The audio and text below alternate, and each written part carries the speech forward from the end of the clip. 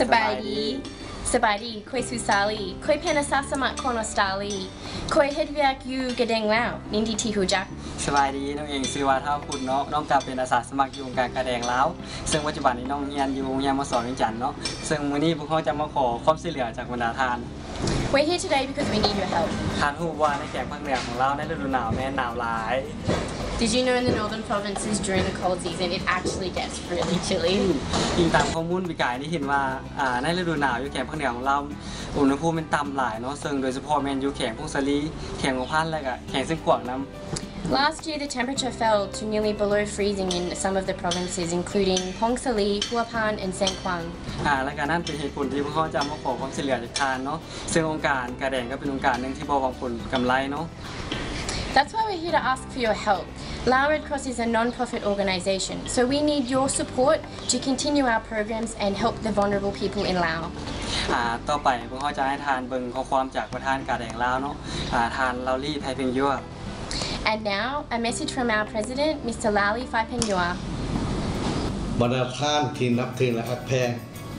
ขึ้นเพื่อคู่นำกันเลยว่าในเวลาที่เกิดภัยพิบัติจะมีความจำเป็นเพื่อช่วยเหลือประชาชนในเวลาที่เกิดภัยพิบัตินั้นกองช่วยเหลือบรรเทาทุกข์ขององค์การกระแดงก็มีความรับผิดชอบเกี่ยวกับการแจกใหญ่และเบิ่งแยงในประสบปฏิทุกภัยพิบัติแต่เบิ่งแล้วพวกเขามีความเสี่ยงเนื่องจากว่าเครื่องช่วยเหลือบรรเทาทุกข์นั้นในเกิดภัยพิบัตินี้นับมือนับหน่วยลงโดยเฉพาะเป็นภาคเหนือของเรานี้สางหมายความว่าเครื่องอยู่ในสางนั้นนับมือนับแพงหน่วยลงทุกทีแต่ความจำเป็นต้องการนั้นมันเฮียบห้องจะต้องมีเครื่องประจำอยู่สามในบนดลวันนี้ในนอนวันในกันยามหนาวจะมีขึ้นในยามหนาวประชาชนก็มีความจำเป็นจะต้องได้เครื่องนุ่งช่วยให้ประชาชนในยามหนาวนี้เป็นต้นมีเครื่องนุ่งเกิบผ้าห่มอะไรอื่นๆเพื่อช่วยประชาชนดังนั้นเพื่อให้พวกเขามีเครื่องที่ได้ก้าวมาดังเก่านี้อยู่ในสางของพวกเขาเพื่อช่วยเหลือประชาชนในยามหนาวเป็นต้นเมนบรรดาประชาชนอยู่บรรดาแขวงภาคเหนือดังนั้นข้าพเจ้าที่ในน้ำรับผิดชอบเป็นประธานองค์การกระแดงเราเขาเรียกเขาบรรยายบรรดาท่านทั้งหลายจงให้การสนับสนุนช่วยเหลือเป็นเครื่องเก่าเกที่ท่านบ่ใส่แล้วหรือเครื่องที่มีให้แก่กอง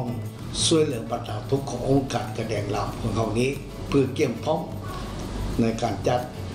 ช่วยประชาชนในยามเราจะมาถึงนี้ข้าพเจ้าขอบขอบใจล่วงหน้าให้เกบรรดาท่านที่ได้มีมนุษยธรรมช่วยให้เกประชาชนพวกเขาในครั้งนี้ขอขอบใจพี่อย่างยิ่ง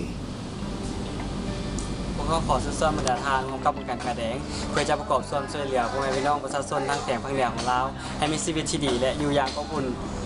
So please join Lao Red Cross in keeping the people in the northern provinces warm this cold season. ท่านสามารถบริจาคสิ่งของต่างๆนะไม่ว่าจะเป็นผ้าห่มเสื้อกันหนาวและเครื่องนุ่งห่มต่างๆเนาะซึ่งพวกเขาจะยินดีเป็นอย่างยิ่งที่จะรับสิ่งของบริจาคจากบรรดาทาน Your donations of blankets, warm clothes, shoes and socks will be appreciated so much. สิ่งของที่ท่านบริจาคนั้นต้องสะอาดและก็ใช้ได้จริง Please make sure anything you donate is clean and wearable. นอกจากนี้แล้วทานยังสามารถบริจาคเป็นวัตถุเงินคำและด้วยความสะดวกของทานซึ่งสถานที่ตั้งอยู่ถนนเศรษฐาธิราชใกล้กับวัดเชียงยืนนครหลวงเวียงจันทร์ So we're taking your donations of clothes and or money if you prefer at the Lao Red Cross headquarters, which is off Setatira, down the soi of Jazzy Brick and Ampon and behind Sengyun Temple. สุดท้ายนี้พวกเขาขอส่วนบรรดาทานเนาะมาช่วยกันแชร์และก็แบ่งปันวิดีโอนี้ให้ฮู้กันทั่วสังคมเพื่อจะประกอบส่วนช่วยเหลือเพื่อนมนุษย์ด้วยกัน It'd be really great if you help us out by sharing this video. The more shares means the more support we can give to people in the northern provinces.